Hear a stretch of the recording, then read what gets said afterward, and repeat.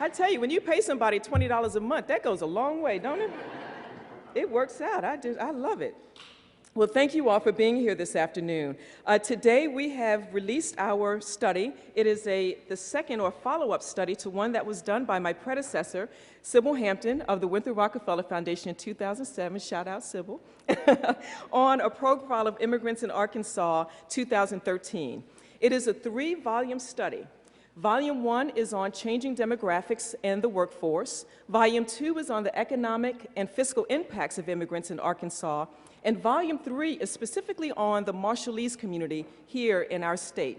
Many of you may not know that we have the second largest Marshallese community outside of Hawaii here in Arkansas. They were drawn here primarily because of business and opportunity. But we also heard anecdotally that they also like the weather. And, you know, last week's ice storm, I'm not sure if I like the weather. But we do have the second largest here. So it's available on our website, wrfoundation.org, the entire study. With you, you have the executive summary, and you have an infographic which summarizes much of what's going to be talked about today. So generally, in a nutshell, the study finds basically what we found in 2007, and that is that immigrants in Arkansas have a positive social and economic impact on our communities and on our economy. A very positive economic impact. We found, in a nutshell, a couple of things. One, that immigrants in Arkansas benefit Arkansas in terms of economics and in terms of communities, that immigrants are vested in Arkansas. We find that immigrants are now here on average 10 years or more, and that they're owning homes, and there's high employment amongst our immigrant population, especially among men. I also want to mention and go back to when I talked about the demographics for a second, that we have in the entire state, 5% of our population is an immigrant population. So it's 5% of folks who we're talking about.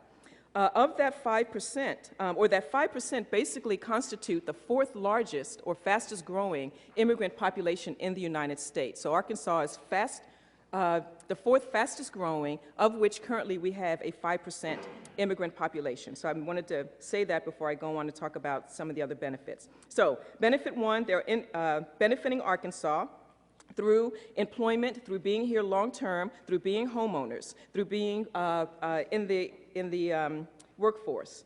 2, they're vested in Arkansas. We find in our study for every $1 that is spent on services to immigrants, the state receives a $7 return in business revenue and taxes.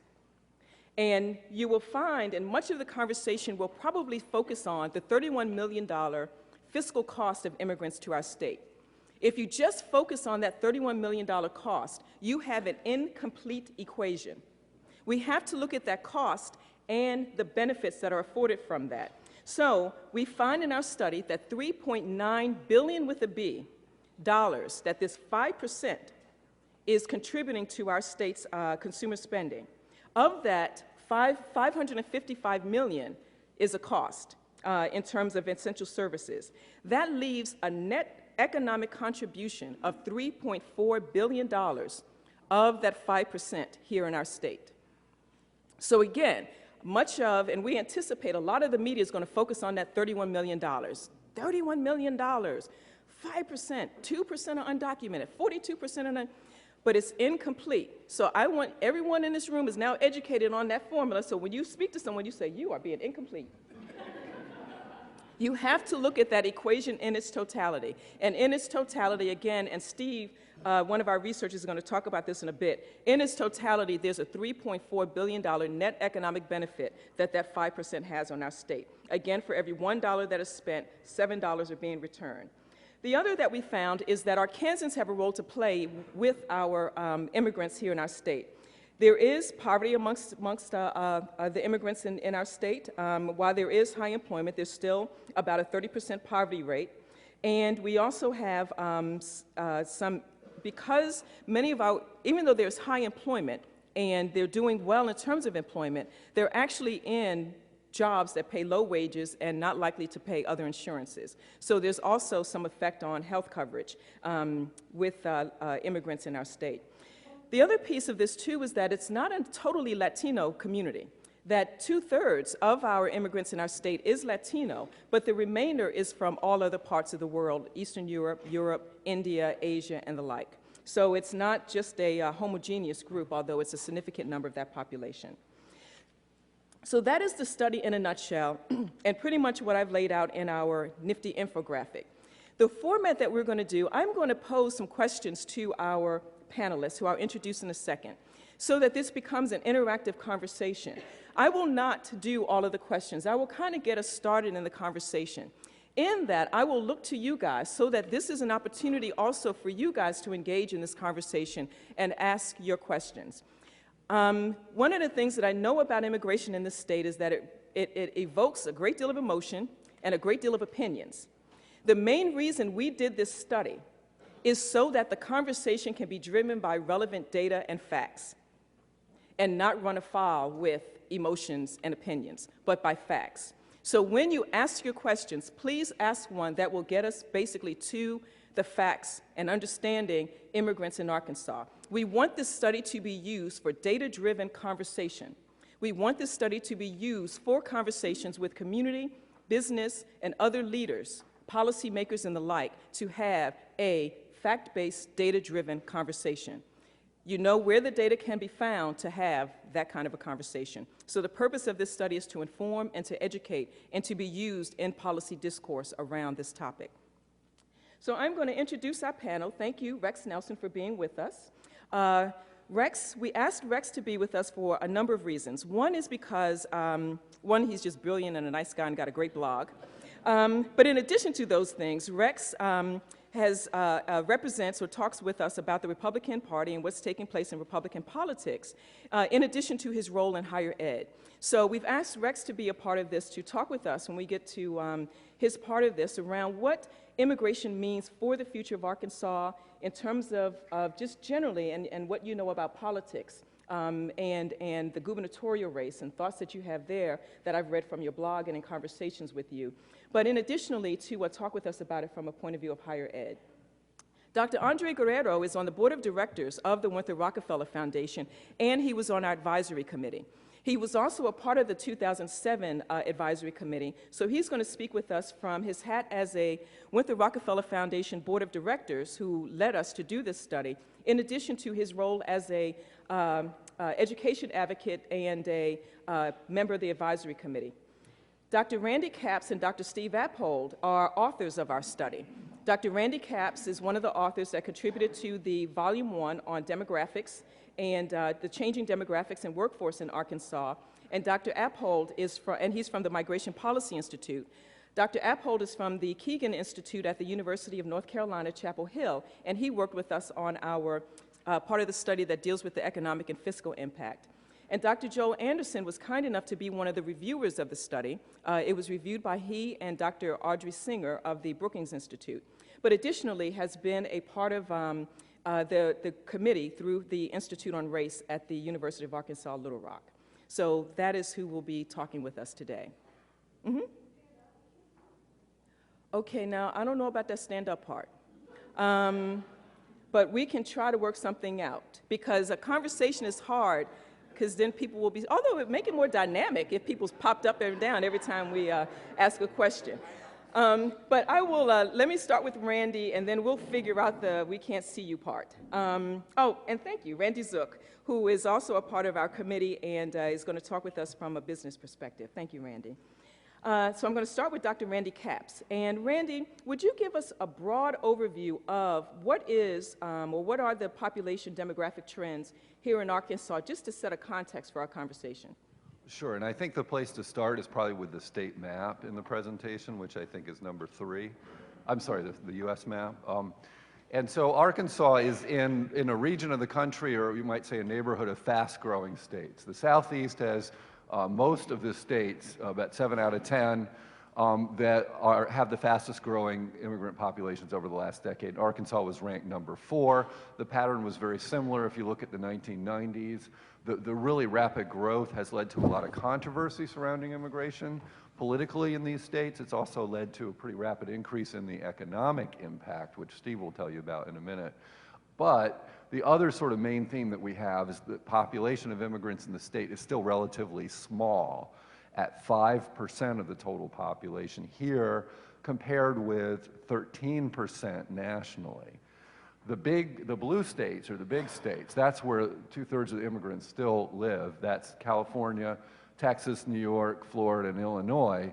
And what we see, despite the rapid growth in the Southeast, is we still have these relatively small numbers. So that's sort of point number one.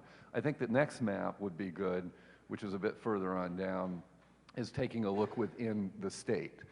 And here we also see a continuity. It's the same finding that we had in the last report, is that the immigrant population is heavily concentrated in the western part of the state. So this is a county level map. Washington County, where Springdale is located, is the urban county, if you will, with the highest immigrant population share at over 11%. The other two counties with immigrant population shares over 11% are Yell and Sevier, very rural places, again, in the western part of the state. Those three counties are sort of near the national average, but everywhere else in the state, the immigrant share of the population is considerably lower than the national average. And when you get to the unshaded part of the state, that's the Delta region, the eastern, southern parts of the state, there are still very few immigrants, less than 2% of the population. So really the immigrant population is still very heavily concentrated in the western part and then here in the Little Rock area. Mm-hmm. And I think the other major demographic trend to talk about would be the bar chart that's a little further up. And that is and I think this is really, I'm a demographer by training, so it's what excites me the most, but it is really also what's the bottom line. It's national. This is not a trend that's unique to Arkansas, but you will see at the far left that there's an orange bar, and that is the growth in the Latino native-born child population. These are U.S.-born citizen children with Latino immigrant parents. That's where almost all the growth in the state's child population resides. There is some growth in the African-American child population, the Asian population, but not nearly as much as Latinos. And then the white child population has actually been declining in the state. And we see this nationally as well. So when we talk about the future of Arkansas and who's going to be entering the labor force, it's going to be larger numbers of Latinos. It's still, you know, a little over 5%, so it's not an overwhelming number, but it's going to be, the trend is towards Latinos. The second thing is the far right, you'll see, represents the aging of the US-born baby boom generation. 45 and older, that's where the growth in the white native-born population is, and really large numbers, really large growth. We see this again everywhere in the country, but it's pretty dramatic here. And then finally, in the middle, it doesn't come out that well in this slide, but the darkest bar on the left is Latino immigrants. So these are young, working-age people, the people who are either immigrating directly to Arkansas or have immigrated to another state such as Texas and then come to Arkansas. That's right now where the biggest growth is, not in huge numbers, but that's the group that's growing the most quickly among the young working-age population. So what these demographic trends portend, and there's a political, I see you're nodding your head, there's a political element to it because they're future workers and future voters, that the growth is going to be more highly Latino than it has been in the past. Mm-hmm. So Rex, I do see you nodding. What resonates with you when Randy spoke about the demographics? From a political standpoint, and I'll start there, we all know that we are in a historic period in Arkansas in that we have seen our state in the last two election cycles, the 2010 cycle and the 2012 cycle, very rapidly move toward the Republican side. It's been a revolution. We had been behind the rest of the South in that standpoint, but suddenly we have gone from a 5-to-1 Democratic congressional delegation at the end of 2010 to a 5-to-1 Republican congressional delegation at the start of 2013. That is an amazing change in a short amount of time. And then, of course, it trickles down to our legislature, where we'll have Republican majorities for the first time since the 1870s in both the Arkansas House and the Arkansas Senate in the session that begins on Monday. I think we are into a long-term trend, frankly, with Republican growth, but I think the wild card in there is the growing Hispanic population in the state. I think that it certainly offers hope to the Democratic Party if Republicans alienate Hispanics, as has been the trend nationally, certainly, in the past few years, and we suddenly see the Hispanic population in growing numbers, not just in the next election cycles, but in the decades to come, suddenly voting, say, 90–95% Democratic, as we see the African American population vote right now in the state of Arkansas. I wrote a column for the Arkansas Democrat Gazette a month or two ago in which I noted that if it wanted to, and that's a big if, I don't know if that would ever occur, but if it wanted to, that the Arkansas Republican Party could really be a bellwether for the national party as it kind of struggles right now and says, where do we go in attracting more Hispanic votes? Where do we go in attracting a few more African American votes? There's all this Republican soul searching that's going on in the wake of the loss at the presidential level.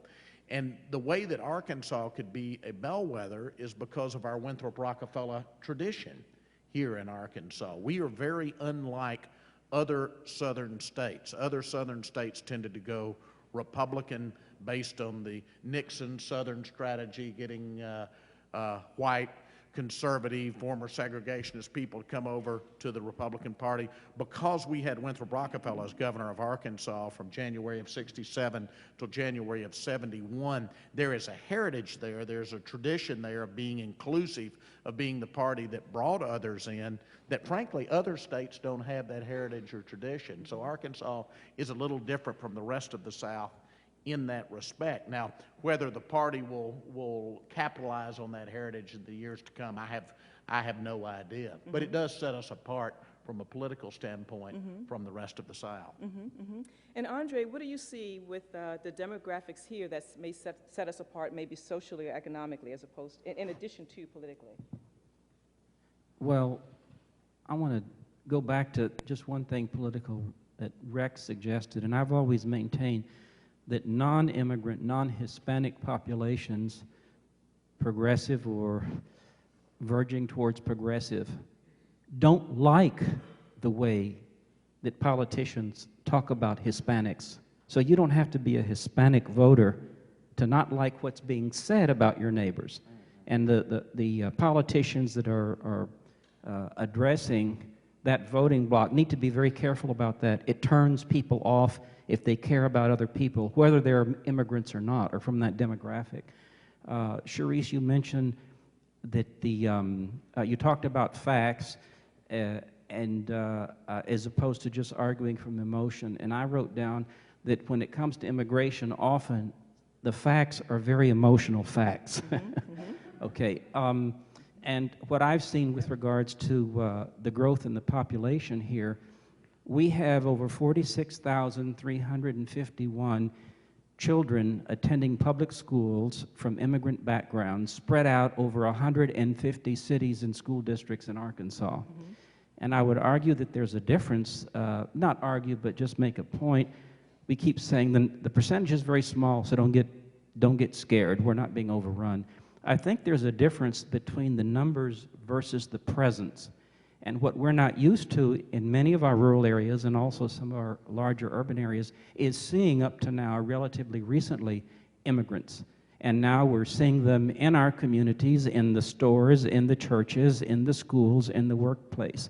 So I think there's been an impact of the presence regardless of the numbers. Mm-hmm. And you have a school that will give my office a call, for example, and say, for the first time, two parents came in with 3-4 children, and nobody can talk to them because they don't speak the language of that family, the heritage language.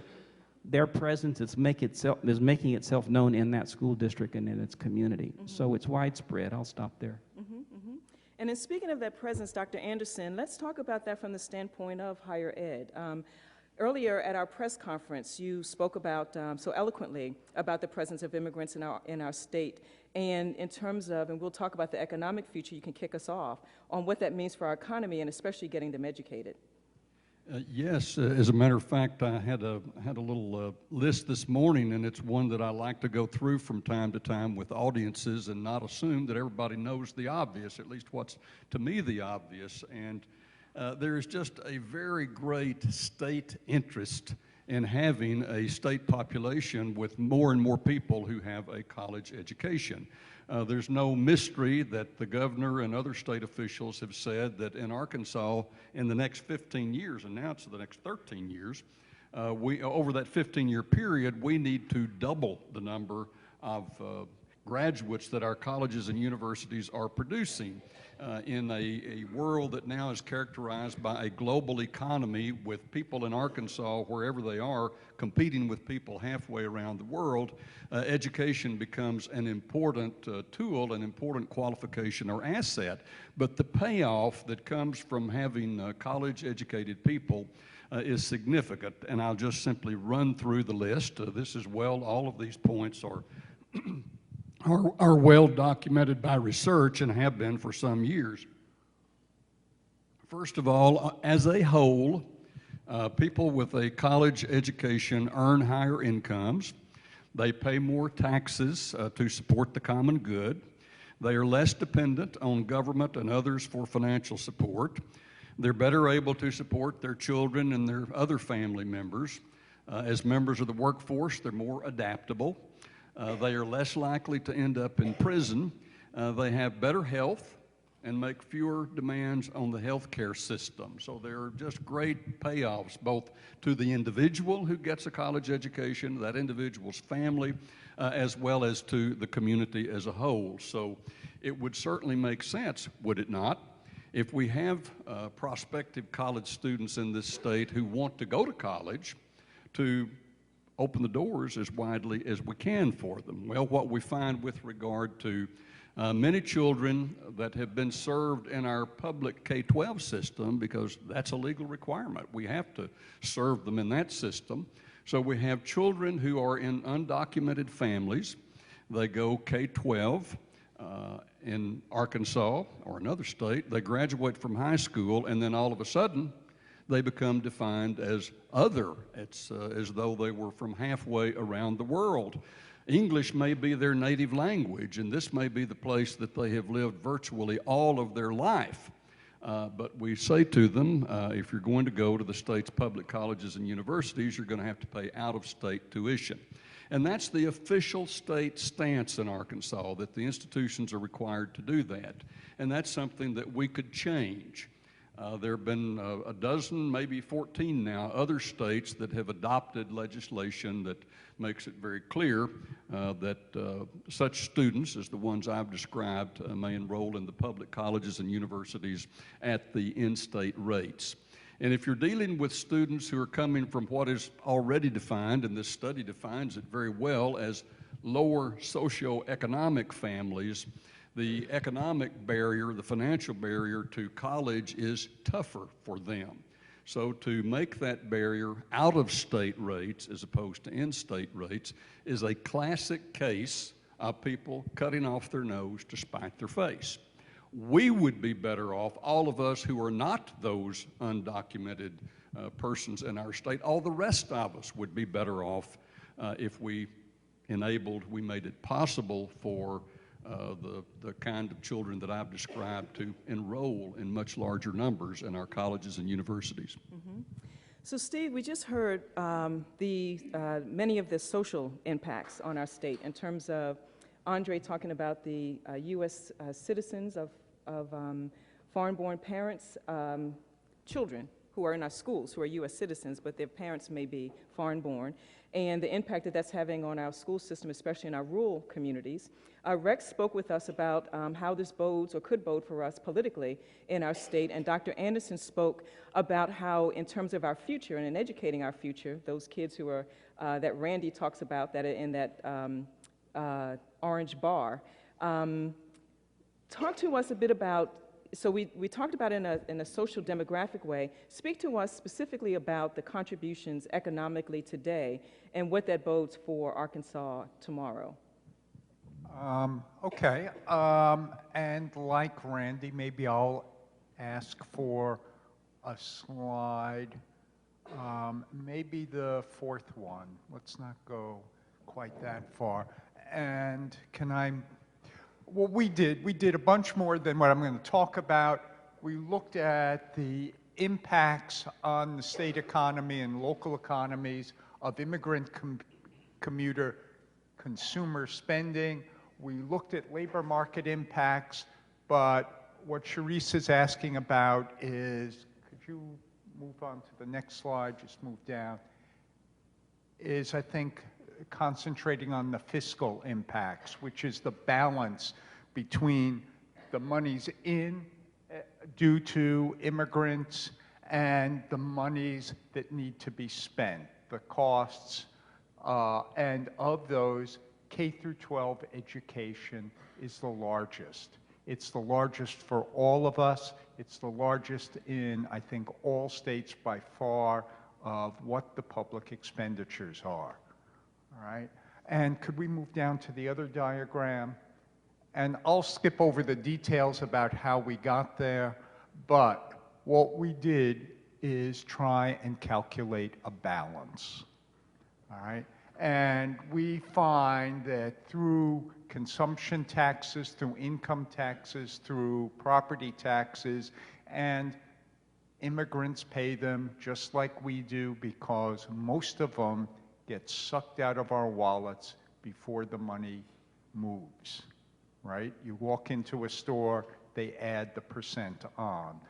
I cash my paycheck. Well, actually, we don't cash them anymore.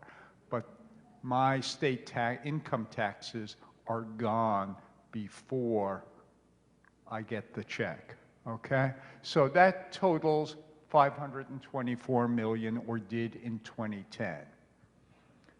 On the cost side, let me start over with corrections. And we looked mainly at K through 12 education, healthcare, and corrections because these are the large population-driven cost posts of state and local governments. Oops.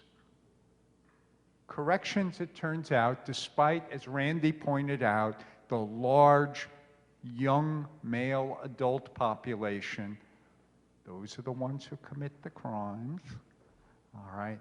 Corrections is relatively low among the immigrant population. Healthcare is relatively low, in part because they're young, and in part, we believe, because of cultural factors. K through 12 is in this, and for almost all population groups, the largest cost post, okay? That totals $555 million. And we balance that, that comes to a net cost on Arkansas state and local governments of $31 million in 2010, or $127 per immigrant household, member of immigrant household. As I think Sharice pointed out very near the end, the very large majority of those costs are accrued by citizen children of immigrants, all right? I would like to place that in the context several ways. If I could look at if we compare the consumer impact, spending impacts of $3.9 billion to what those costs of services are, we still end up with a very high benefit to cost ratio. The contributions to the state and local economies are much higher than the costs. All right, two other things I'd like to say about them. 2010, I think we were technically out of a recession by then. I don't know about you. I didn't notice that we were out of a recession.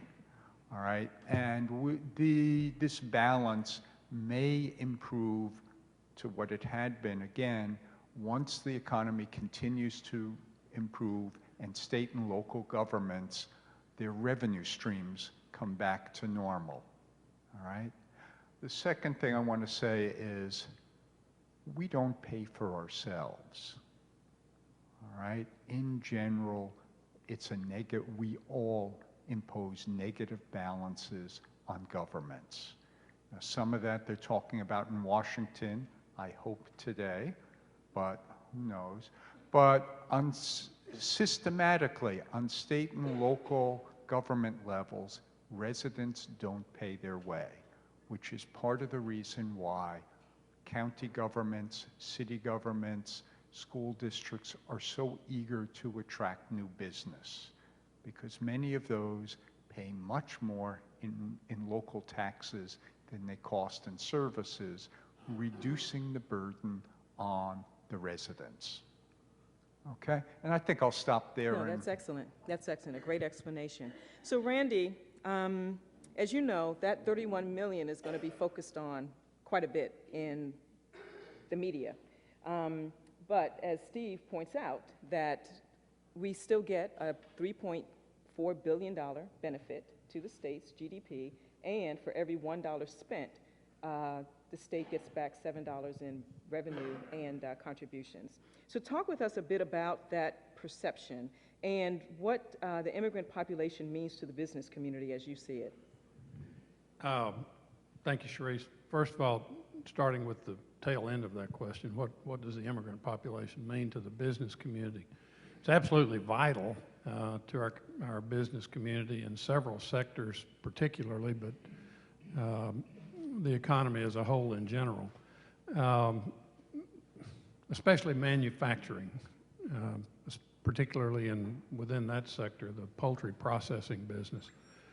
These are in the construction industry, leisure, hospitality industries, landscaping, tourism businesses that are unfortunately probably not as high-paying jobs as one would like if you were employed in those businesses, but nevertheless, they're absolutely vital to the economy and vital to the families affected by those who hold those jobs. They're tough jobs by and large.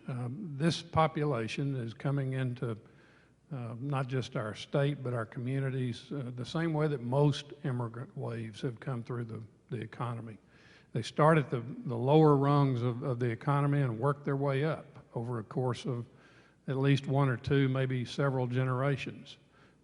And this is a historical pattern that has occurred all across the country in varying degrees of effect on the economy in general, but you don't have to look too far around to recognize the pattern of immigration for the Asian Americans, particularly on the West Coast, European Americans on the East Coast primarily, are beginning there and working their way this way. But within the state of Arkansas, we've got to make sure that we have a hospitable environment, that we are open and welcoming to these folks, because frankly, they're a great deal of the future of the state. You know, I'm sorry they took that chart, the demographic chart off. I'm in that far right group that's steadily working its way off the page. But the fact is, from a pragmatic standpoint, if we're going to have people to do the work that needs to be done in our society, we have to have a rich mix of people who are willing to do the toughest jobs, whether it's processing chickens in northwest and western Arkansas, or tending to our production agriculture businesses in eastern Arkansas. I'm a Delta guy, and I'm sort of sorry to see the Delta sort of behind the curve in terms of welcoming immigrants to eastern Arkansas, because we got to find people to farm our acreage over there. We've got to find people who are willing and able and skilled at doing those important jobs. So I just look at this from a very pragmatic, business-oriented perspective, and it's a community that we have to learn how to integrate more effectively and perhaps more constructively. I appreciate especially Dr. Anderson's comments about the kids that are coming out of high school, and you know, many of them anxious, willing, excited about going to college, and then we try to treat them like somebody from Texas, for heaven's sake. You know, I mean, that's kind of boneheaded. Or worse, Mississippi. Or Mississippi, you know. It's kind of boneheaded, just from a practical point of view. You know, some kid comes here when he's a year or two old and grows, it's just crazy. So anyway, from a business point of view, this is an important study. It will inform our conversations. It will inform our policy considerations, especially in this upcoming legislative session. And maybe we'll put some points on the board and move a piece of legislation that'll advance the cause in this area. Mm-hmm. Thank you. So, Andre, talk to us a bit about policy. Like, what do you see in terms of the study for policy? And I'll ask the same, Rex, if you would think about that yourself. Mm-hmm.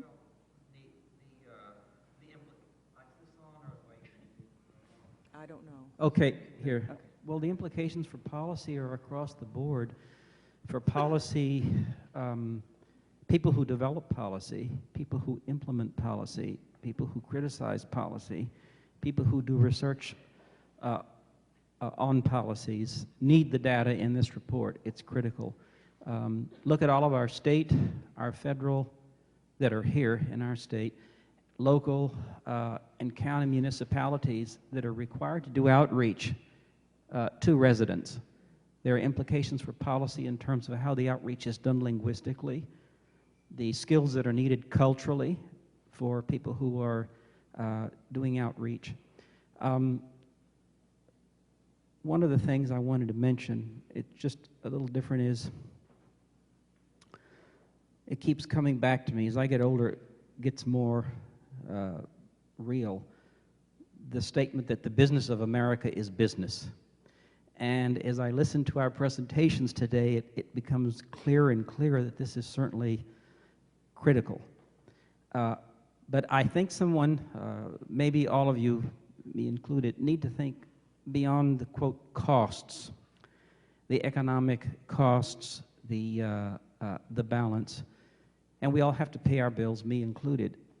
But I'd like to think that what we're seeing now, and we're kind of at ground zero, the great waves that came in through Ellis Island, Easter Island, Angel Island, and up from Mexico, say, during the Bracero movement, we're now at ground zero in Arkansas for this great change. And it's a very historic time. And I like to think that this just makes our state more interesting. It makes it richer in terms of its culture, in terms of its cuisines, in terms of the restaurants, and to get a little bit personal, maybe even in the DNA pool of the state that's being enriched. And I'd like to think that as we talk about these critical issues of the balance in the economy, that we don't lose that. It just makes, I think, for a more interest. It makes it for a much better place for me to live. And one thing about the schools, I keep thinking, well, unless we change our state constitution that requires an adequate education for all children, it could happen soon, the Supreme Court revisits and overturns the previous decision on the requirement that, or the right for children to attend free public schooling. The only requirement is residency. Unless we change those things, the quote, largest price tag, the school cost on this, is something that we have to do. And I don't see the numbers in contrast. Of course, we're not talking about the non-immigrant population, of how much is spent on kids who are non-immigrant kids in the school, which of course is the bulk of our state budget, basically. So when we talk about school and the cost for schools, this is just something we do. It's part of our values. These are our values, and I don't think we need to forget that. Yes, yes. And Rex, any comments you want to make before I open it up to our guests around policy, in which you heard from? I appreciate your comments. Just on a personal note, my wife is a Garcia, so I have done what I can for the DNA pool in Arkansas with our two sons. But From a public, yeah, absolutely. From a public policy standpoint in Arkansas, I certainly wanted to echo what Dr. Anderson said. Outside of all the media stuff on the side, my real job is as president of the Association of the State's 11 private colleges and universities. And, you know, we do live in a historic time in Arkansas. We're going through a demographic revolution and also this political revolution at the same time that I was talking about. But one thing that hasn't changed is I think the bottom line for the future of this state remains education. The fact is we have done, although we've got a long way to go, we have done over the past decade a much better job in K through 12 education. Much of it came with a legal gun at our head because we had the Lakeview ruling that came down in November of 2002 from the Arkansas Supreme Court, and they kept coming back and saying, do it over, do it over, do it over, and we're doing a much better job there. Add to that the lottery scholarships, we're getting more Arkansas kids into college, and Dr. Anderson, I certainly think and preach every day in my job that the next big public policy hurdle is to now retain those students and get them college degrees. One stat that we are not doing well in is we are second to last nationally in the percentage of our residents 25 and older who have a bachelor's degree or higher. We're ahead of only, and you want to say Mississippi, we can't even say thank God for Mississippi in that category. We're ahead of only West Virginia, in case you're wondering. It's the only state that we rank ahead of. So we have got to really take that goal that the governor has set of doubling the number of college graduates 2025 and make it a key public policy issue. And if we don't fully include our immigrant population in that goal, and then we are going to fall further and further behind as a state in the knowledge-based economy of the 21st century. Thank you. Thank you.